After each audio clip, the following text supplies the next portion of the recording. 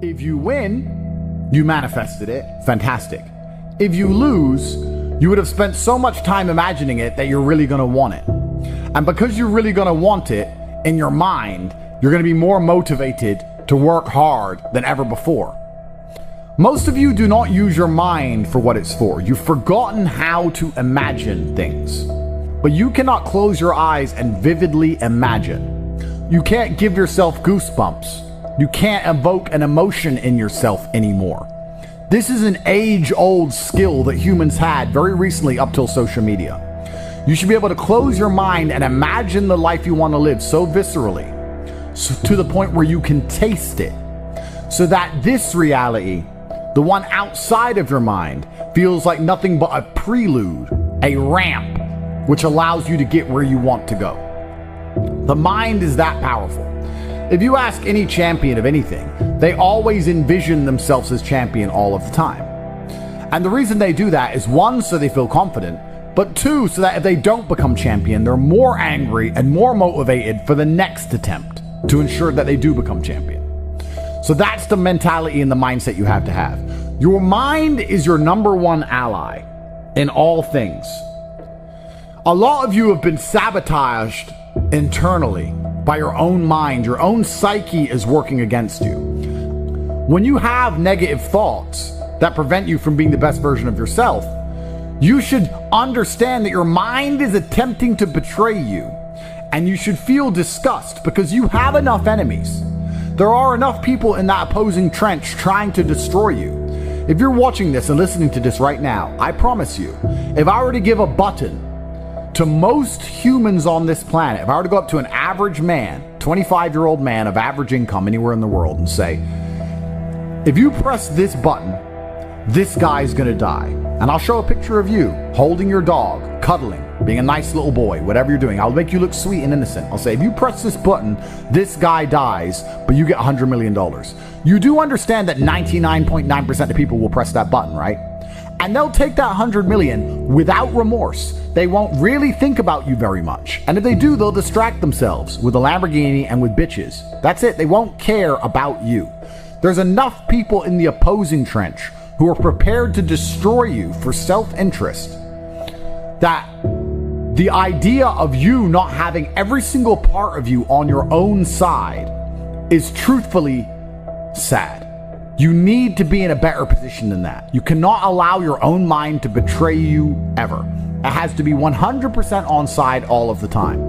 Once your mind is on side, once every part of your psyche is on your team, that's when you can go and look for other teammates. You can expand your network of other people whose psyche is all 100% on their side, and you have a unified outlook on the world. Then you can go and get things done. But the idea of self-betrayal is something most of you are struggling with and you didn't even realize. So as a thought experiment, we're going to sit here and I want you to actually think about it. How many times have you doubted yourself? How many times have you didn't feel like doing something you knew you were supposed to do? How many times has your mind tricked you into procrastination or being lazy? How many times has your mind convinced you that it was okay to fail and lose even though you didn't try your best? How many times have you sought comfort in excuses? How many times have you betrayed yourself? Don't worry about your enemies attempting to crush you. That's another conversation. If you actually analyze most of your failures, you're going to see the majority of them come from self-sabotage.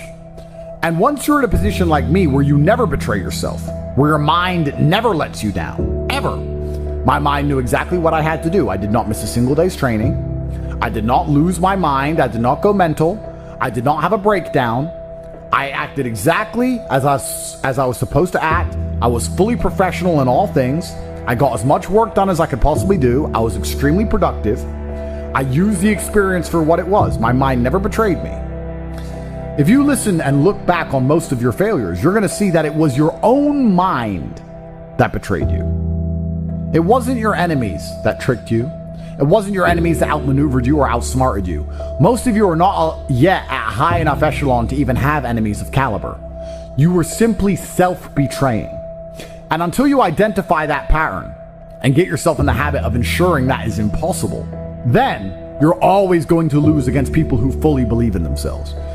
You know, one of the things that stupid people have that makes stupid people quite successful sometimes is irrational self-belief.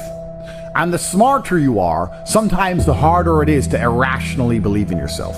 But if you're dumb enough, you can be arrogant enough to have this irrational self-belief, and you will see some people be very successful, and you say, how is this idiot successful? Because they're so stupid that they don't consider the idea of failure. Their mind isn't advanced enough. They are not cognitive enough to consider betraying their own being. They only see outside. They don't self-reflect. If you're intelligent enough to self-reflect, you need to do it so that you can come up with feedback so that you can constantly improve. But be very aware of the trouble that can come from a mind that's not 100% on your side. My mind is 100% on my side in all ways. If I have to do something difficult, even if my body can't do it, my mind believes I can do it all the time. And you'd be amazed how much of life, even in the physical realm, is mental. If you believe you can run a marathon, you can run a marathon. If you don't believe you can run a marathon, you can't run a marathon. Because a marathon is hard.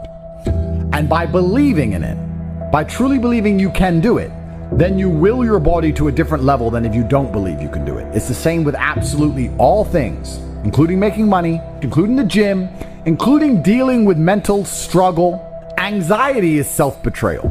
Panic is self-betrayal. Procrastination is self-betrayal. Laziness is self-betrayal.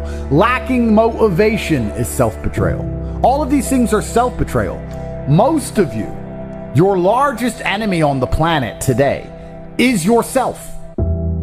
You are the one who is destroying your own prospects because you don't have your own mind under control. And one of the things that's crazy about the world is your mind is one of the few things you can control. You can't control very much else. You can only control your mind. It's the only thing you have control over. So if you don't control it absolutely, you're going through life with no control over anything. You don't control your own mind, which means by extension, you do not control your life, you do not control your woman, you do not control the weather, you don't control nothing. You're just an empty vessel going through life with zero control over anything. You can control, once your mind's in check, your reaction and attitude to things. When you're in the trenches, there's people who give up, there's people who quit, there's people who sow FUD, there's people who feel sorry for themselves, there's people who want an easy way out, and there's other people who say, listen, this is a test, and the only way we're going to get this done is to be irrationally positive all of the time.